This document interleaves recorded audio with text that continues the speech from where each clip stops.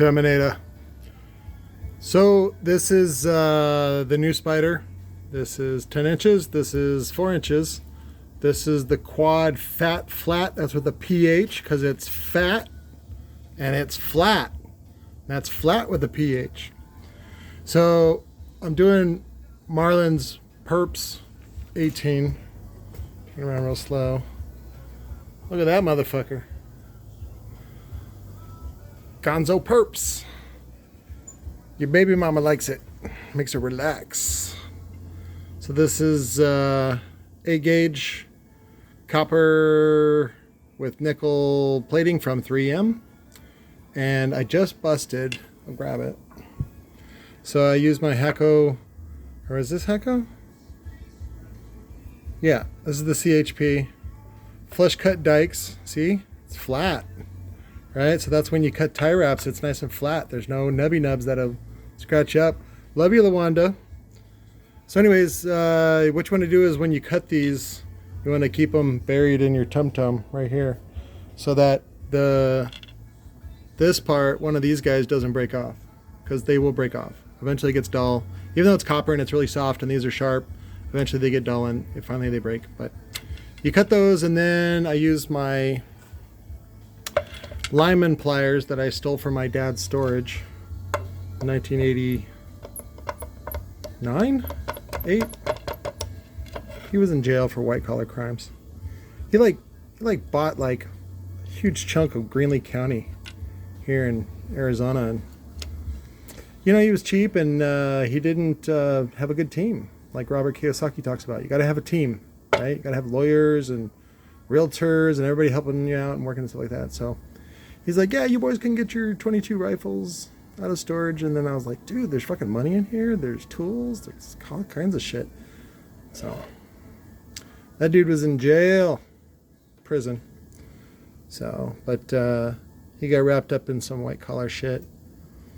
It was not good, but you know, when he got out, he had that 88 fucking donk. You guys buy them for donks now. He had an 88 Cutlass or whatever, and fucking spraying ignition fluid and a garden hose into the carburetor after that. So recovery.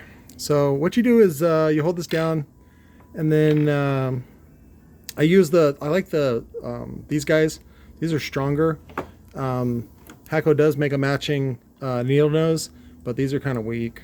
But they're good for like detailed stuff, like pulling leads through cones and shit like that. So these are tough. These are from Harbor Freight. They're like $1 or $2 or whatever. And I just use them. Make sure that they have the what are those, teeth? Little grinder accident. Grinding some Neo today. But this guy holds this, and then you pry these open. So, and they end up looking, what do you know? Found these on Jeff Bezos' website. They end up looking like these. So that's what they'll end up looking like. And then you use the, I don't really like the copper. That's also known as rose gold. But, and then I use the pliers to fold one side in and fold the other. And then I have the soldering iron on pretty high. And then as you can see, there's lots of scars from where I soldered. And then what you want to do is clean up with, you know, traditionally Lawanda at Speed Fam, she taught me how to clean up with alcohol. You can just use rubbing alcohol to clean up the rosin flux. You don't want to have that rosin flux on there because it's corrosive. And also, you know, it's kind of gross and slimy, and you just want to kind of remove that. It makes it also shows you care, and it makes a better connection. I think I told you guys before, when I did the soldering unit in the Air Force, they make you do these training things so you can become the next pay grade or whatever. And I was not into it, but the soldering one I was into. But they teach you different ways to solder, and they said like in the early space program, like something like 90% of all failures were due to bad solder joints. So I learned to solder very well. So, but you can too. So then I crimp, and then I solder. I like to leave these long. I'm using the Sundown 4-gauge terminal, which use bolts to hold into ring terminals. So Sundown uses a cheaper Chinese one. Not that these are probably made in China too. They're just 3M standards of Chinese stuff. Those are Chinese too. They work fine. But I like those too, by the way. This is a knockoff of Hitachi and Hiltichi. So I love Kenford and Rockwood and all that stuff. But these are cute because they have the current rating. Fat fingers. Let's see. See? That means you can handle 100 amps with that. So people will use that on a Sundown woofer because it handles 100 amps. So, but mostly I get these from Metra. Metra's great.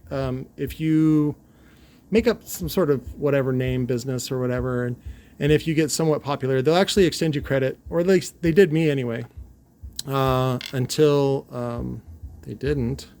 But anyways, what's great about Metra is they have really great pricing, and if you order $500 or more, you get free shipping, which sometimes can be a lot. Now, it's not on everything, right? Because I tried to order a roll of carpet one time through them, which was great because it was like $200 for a roll of carpet, which is a really good deal. However, they wanted to charge me $1,200 for shipping. I was like, no, you need to cancel that. So, and I found another vendor that could get it to me for pretty cheap. And let's see, what else? So that's going to get soldered. The solder I get this is from Solder Direct. This is actually the aluminum solder that you use for aluminum coils when doing aluminum to copper. Mostly it's sold to air conditioner guys. And it was so funny when I was on the Sundown group, the guys that were just builders, and they were like egging me on. They're like, give us your secrets. I was like, okay. And then I gave them this one, Solder Direct. I get the Kappa Alloy 15. What's funny is you can actually get this cheaper on and with free shipping if you go on Amazon than just buying directly from the website. But it was funny. I gave that secret out in the thing, and I said, okay, give me some of your secrets. Nothing. Silence. These guys are fucking creeps, dude. These guys are just predators. But this is good. You have to get their magic golden shower flux. I just keep it in this CA bottle. It's just a dispenser bottle. It doesn't know if it's a CA bottle. But I bought it many years ago. It lasts forever. In the wintertime, it gets a little thick. And you can keep it in like a coffee mug warmer with some water to kind of keep it liquidy. And then I also keep the watery stuff that's just like mostly pine resin, diluted in probably alcohol. Oh, that's what I was going to say, because I forgot something I was stalling. When you're cleaning these up, alcohol works okay. I found acetone actually works really, really well. It really cuts through that grime and flux. And then what was it? Then I go back and clean up the whirlybird. What is this? Lazy. Why is Susan so lazy? You know, that's not great. Susan's not lazy. She serves millions of people. Thank you, Susan. So these are going to go on here, and then they get the boots. That's the other thing about Metra is they sell just the boots now. They didn't for many, many years, and then I think it was a couple years back they were like, "Hey, do you guys want to buy boots?" And it's like, "Yeah, we want to buy the boots." So and these come in like I think it's 25 pair for really cheap. Again, I save up for my needs until I can spend $500 to get the free shipping because I'm frugal. Anyways, that's another story. And then I like these, the Phat Phlat. Again, what they did was basically just fold the whole thing in half, and then they glued and sewed it. That's what you really want, so that it does not penetrate the other side. I just did that in the other video about some of the TC sound stuff. I will show you. I'm trying to not jerk the camera around because it fucking makes me sick when I watch the video again. Here's one. I got one left. So this is the original TC Sounds 3 HP. They use two of these on the quad coil ones. They use one like this for those two coils, and then they use another one for these two coils or whatever. So, and then you can wire them in series or parallel to get where the fuck you want. Quad coil is kind of dumb. It's too complicated for most people. Fuck. Who did I see? Was it Clarion? Some company just basically fucking gave up. They were like, do you want to do 2 ohm or 4 ohm? And then all the switch, it's a switch on the subwoofer. And then the switch just disconnects one coil. Okay. Whatever. It works. And for most users in that power class range, it's fine. You can run just one coil. Somebody was talking about, hey, why do you only hook up one coil whenever you test subwoofers? Because you only need to. Now, when you're playing and using it like normal, you're gonna want that second coil, what they call, is it activated? Energized. So you're gonna want that second coil energized. And so, like I told you guys, parallel has been your friend. Parallel wiring has been your friend for many, many years. It's great because when you wire in parallel, you end up doubling up the leads, which is great. But series is really where it's at. So, because this is the quad coil from Concept, quad copper, quite heavy, which is great because that's what you want for sound quality. This is our new 8-inch spider. It comes with a 2.5-inch neck, 8-inch outer diameter, and it's only what 15 shipped, and you got 1, 2, 3, 4, 5, 6, 7, 8 octo leads. You got 8 leads that are Phat Phlat, and they're double stacked like that on top, so you don't have to gather them the way we had it before, like this one. So this one is sometimes difficult when you're trying to terminate and you have to squish those two together. So, like when a girl's boobs aren't quite big enough to make a boob loaf, so you can make love to it. So, but the other thing was somebody was talking about running fucking 8-gauge speaker lead. This is the voice coil lead. This is like 20 gauge, if that, maybe. It's a very small lead. You don't really need big speaker wire like you think you are, because you're also going from the amp to the sub like under 10 feet. 16 gauge copper is fine. 12 gauge is overkill. Did you hear that? 12 gauge is overkill, meaning not really needed. So, but 16 gauge copper is good for most people. Now, if you're competing and you're an SPL guy and you got a big beard and you can roll coal, then that's different. Then fuck. They make, who was it? Somebody made a, I think it was a 0 gauge speaker terminal. Like, good for you. Good for you. Run welding cable as speaker wire. Sure. Do the math on that one. See if you really need 0 gauge. I think that was all I wanted to show you for this one. But that's our new spider. It's only $30 shipped. And you get the clamp ring. We have the thick and the thin. This is not like our other ones. These are actually my invention.